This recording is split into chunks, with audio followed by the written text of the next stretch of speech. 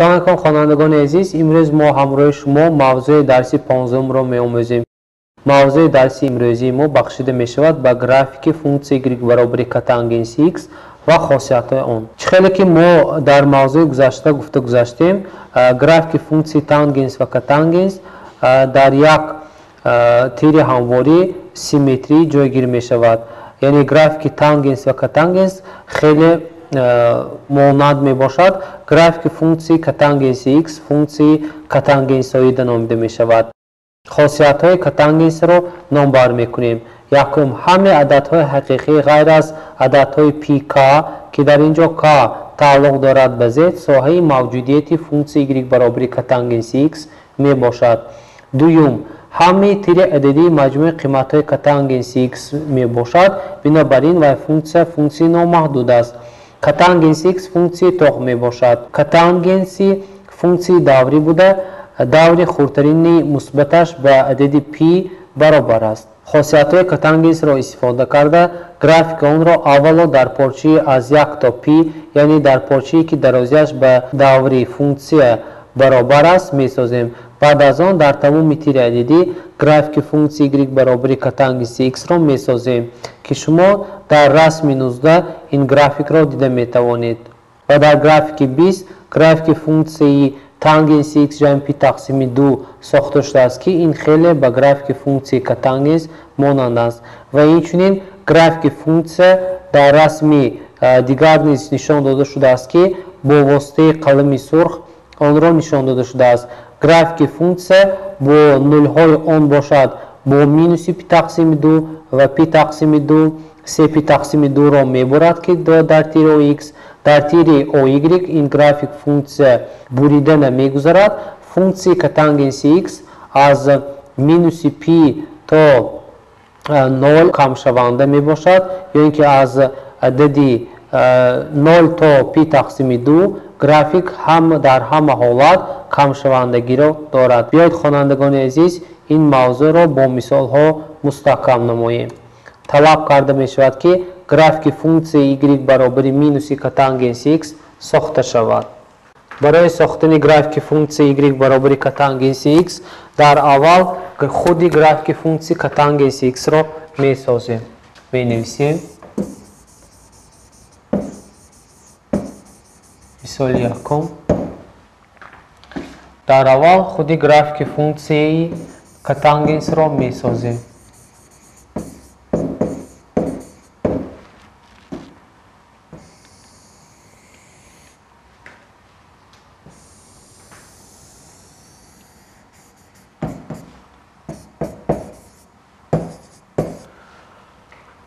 қиматҳои ададии радини онро мегузорем. p тақсими 2 p 3p тақсими 2 ва инчунин 2p. тирҳои муқобили он бошад минуси p тақсими 2 минуси p минуси 3p тақсими 2 ва инчунин минуси 2p. хеле ки маълум аст нуқтаи 0ро графики функсия намебурад. тири p ба графики функсияи катангенс номаълум аст, мавҷуд нест. бинобар ин бо воситаи штрих онро ифода мекунем. ва инчунин катангенс тири x ҳангоми p тақсими 2 будан низ ҷой надорад ва тири минуси p низ барои графики функсия ҷой надорад. инро бо воситаи штрих мо ифода намудем. графики функсияро дар ин тир месозем. яъне графики функсияро p тақсими 2 бошад ба 0 баробар аст ва минуси p тақсими 2 низ ба 0 баробар аст. пас графики функсия нуқтаи y-ро намебурад ва нисбат ба y ба тангенс чапа аст. чунин месозем графики функсияро ва аз минуси 2p то p тақсими 2 ин функсия номаълум аст ки онро мо чунин месозем.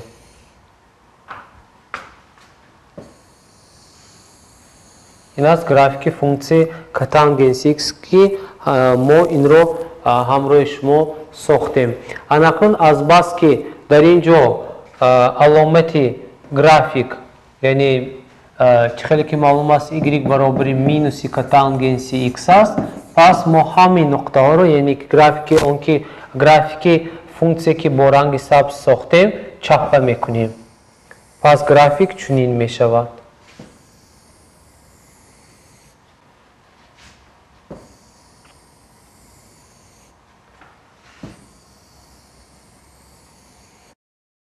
یعنی این گرافیک فونکسی y برابر مینوسی که تانگنسی x رو تشکیل می دهد مثال دیگر رو دیده می براییم در شرط مثال دوم چیز آمده است طلب کرده می شود که دوریت خردترین فونکسیا یافته شود می نویسیم مثال دوم یعنی y برابر که تانگنسی 2x جمع p تقسیم 3 دوریت خردترین فونکسی که تانگنس یافته شود برای یافتن دوریت خردترین مثبت که تانگنس ما باید دوری لپشی گارمونیکی را دانیم خیلی که معلوم است t برابر t0 تقسیم اومگا دوری لپشی گارمونیکی با این فرمول افاده می یابد که در اینجا t0 برابر است به دوری خردترین که تانگنس به p برابر است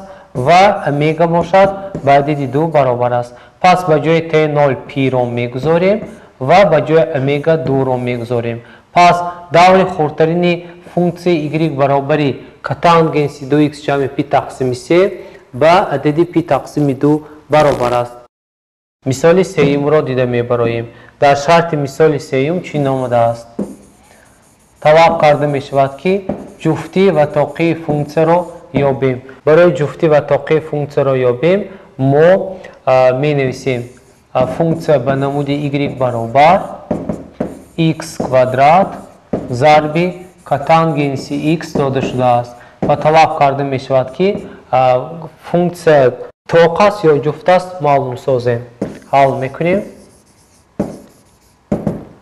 f از مینوس x به جای قیمت x قیمت مقابل آن مینوس x رو به جای x میگذاریم و چنین ifade را حاصل میکنیم مینوس x در کوادرات ضرب که تانگنسی مینوس x برابر خیلی که معلوم است گرافیک فونکسی نسبت به تیر OY سیمتری نسبت به تیر ابتدای کوردینات سیمتری جایگیر است پس فونکسی که تانگنس فونکسی طاق را تشکیل میدهد پس x کوادرات با علامت مثبت ضرب مینوس که تانگنسی x حاصل می شود از اینجا پلس رو به مینوس ضرب کنیم مینوس حاصل می شود x کوادرات ضرب که تانگنسی x حاصل می شود که در این حالت فونکسی به مینوس f از x برابر شد که این معنی آن را دارد که فونکسی طاق را تشکیل می دهد پس فونکسی نمودی f از x برابر x کوادرات ضرب که تانگنسی x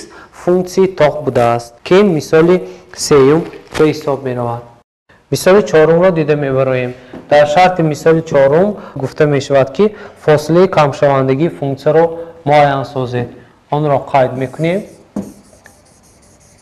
مثال چهارم فونکسی با فرمول y برابر که تانگنسی x جمع p تقسیم 2 داده شده است طلب کرده می شود که فاصله کمشوندگی فونکسی را یابیم برای یافتن فاصله کمشوندگی فونکسی خیلی که ما در اولی درس گذاشته بودیم که تانگنسی x در همه حالات کمشونده است یعنی اگر y برابر که تانگنسی x داده شده باشد پس x تعلق دارد در فاصله pk و p جمع pk در این فاصله همه وقت کم شونده می شود فونکسی اگر به اکستریموم تحقیق کرده شود آنگاه گفتن لازم است که فونکسی y برابر که تانگنسی x فونکسی اکستریموم ندارد بیایید به جای x یعنی این فاصله را با دیگر نمود نوشته که تانگنسی x جمع p تقسیم 2 رو به فاصله کمشوندگی تحقیق کنیم می نویسیم یعنی x قیمت قبول می کند از pk تا P جمع PK که این فاصله کمشوندگی فونکسیه به حساب می رود که در اینجا K تعلق دارد به عدد Z. اکنون به جای X جمع P تقسیم 2 رو می گذاریم. می نویسیم PK خورد از X جمع P تقسیم 2 و خورد از P جمع PK که در اینجا K تعلق دارد به عدد Z.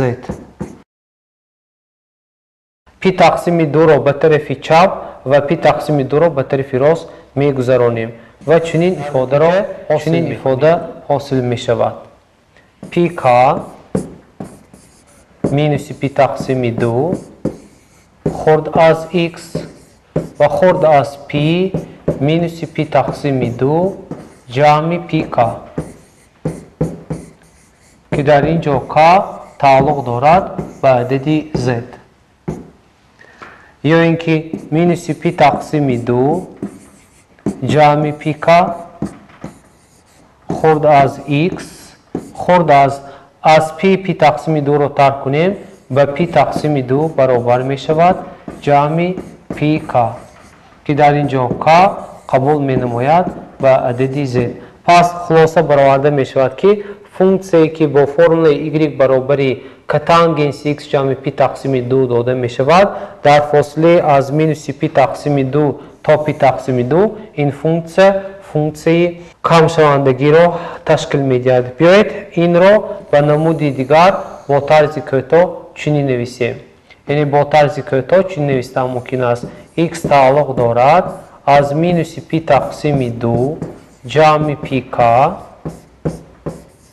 نقطه ویرگول P تقسیم 2 جمع PK این فاصله کمشوندگی فونکسیه در فونکسی داده شده y برابر کتانگنس x جمع P تقسیم 2 نامیده می شود که این جواب این مثال به حساب می رود.